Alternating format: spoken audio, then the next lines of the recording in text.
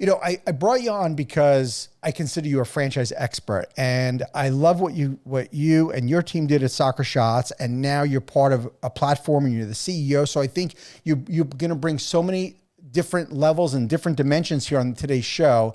But since so many folks in our audience are really emerging founders, they're struggling, they're getting started, or people looking to franchise their company, I thought we could start by talking about the beginning and sort of the origin for you in Soccer Shots. So first off, when did you come into Soccer Shots, and tell me how the whole thing started? Yeah, way back when. So really, I cut my teeth in franchising with Annie Ann's hand-rolled soft pretzels. So back in the late 90s, it was, fresh out of college, I was hired on as what they call a store support representative.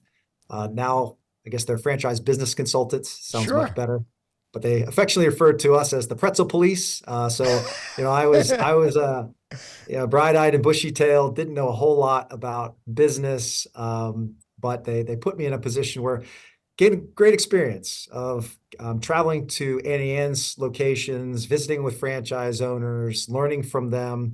Quickly realized that I didn't have to have all the answers.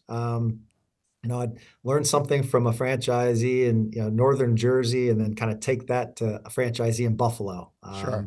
A question was asked, and I just needed to go find the answer back at the home office and get back to them. And so, just I learned a lot in that position of just support, of understanding this interdependent relationship between franchisee, franchisor, and kind of became a jack of all trades in the operations of Annie Ann's. I was doing that, like I said, not too long out of college. Meanwhile, two of my buddies, Jason Webb and Jeremy Sorzano, the three of us played D3 soccer at Messiah University. They went on to play semi-professional soccer. I did not. Commentary on my quality of play. Uh, but they went on to chase the dream. And while down in Charlotte playing for the Charlotte Eagles, they stumbled upon this really was kind of smallish business of sorts, where a teammate was taking soccer to a couple childcare centers. Okay. Now, once again, this was like the late 90s, children enrichment as we know it today, very underdeveloped. There wasn't much going on in preschools, childcare centers, that sort of thing. But my buddy Jer, who's really good with little kids, decided he would kind of take over this, 3 or 4 childcare business, where he would go take a bag of balls out to those child care centers, coach up the little 3 and 4 year olds. And my Jason saw what Jared was doing, and Jason said, "Hey, once he stopped playing in Charlotte, he moved back up here. I'm in central Pennsylvania near Harrisburg, and he took that concept to Harrisburg, to this area, and started to knock on doors, child care centers, with a bag of soccer balls, cones, puck goals, pennies, and had little, did little micro soccer, ankle biter soccer, and he did something that Jared had not done up to that point. Is he started to hire coaches, train them up, and then send them to these locations, and that was really the start of something that we realized, this is at least at the most basic level, somewhat scalable. Yeah. Taking the sport or the activity where the children are, which were childcare centers, preschools. And at the time I was with Annie Ann's, they knocked on my door and said, "Hey, what is franchising? Can we franchise this thing?" And I said, "I think you can franchise anything. I'm not saying it's a good idea." Um, and that led us to, quote unquote, consulting breakfasts, where they kind of picked my brain about what we were doing at Annie Ann's, how that could apply to. They found the name Soccer Shots, and so that really we started franchising in 2005. Okay. I was franchisee number 4 in 2005, so I had a full-time job. We had no vision of it being, it was a side hustle, and they were awarding franchises to kind of buddies and family members. Right.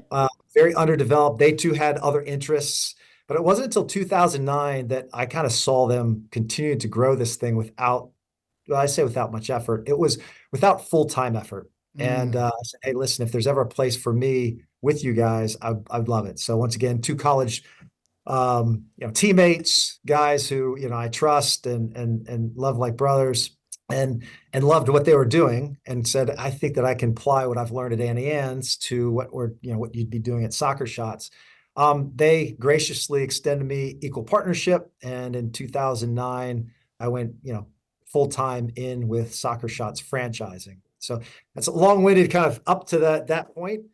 Little by little, investing, building the business got us to where we are today with and we'll get into that story. Yeah, But that gives yeah. a little bit of background. No, it's a great backstory. So if I remember, you told me this when we talked months ago.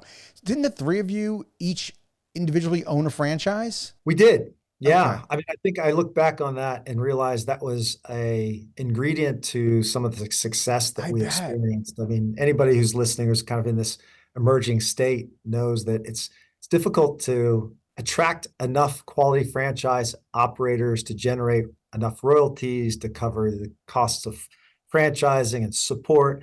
And so we had our own units that we were running and using kind of to feed our families, so to speak, Yeah.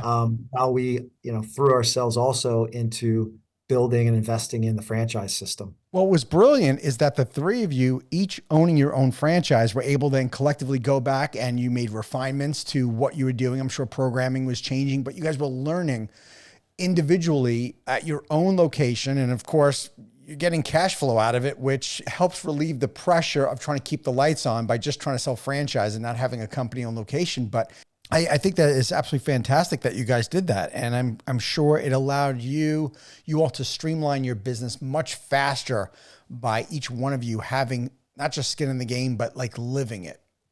Yeah, Frank. I mean, those were long days, of Oh, course. I oh, would I know. not. I said, all too well. Oh, yeah. But I think the fact that we had hands-on experience kind of in all aspects of the franchise business really helped us kind of support new Sure. franchisees that were coming in.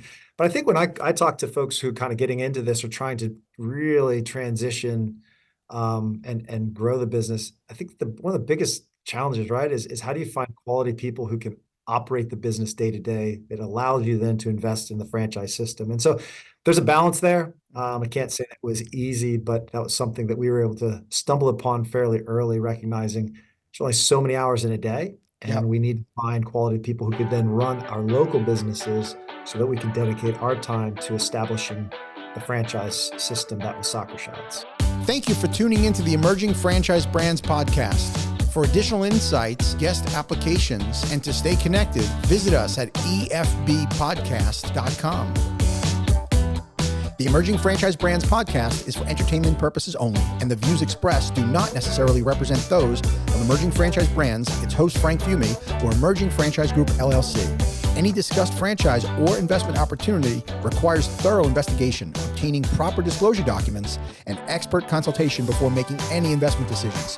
The podcast and its host do not offer professional advice or endorsements, and they hold no responsibility for actions, representations, accuracy, or consequential damages related to the podcast content.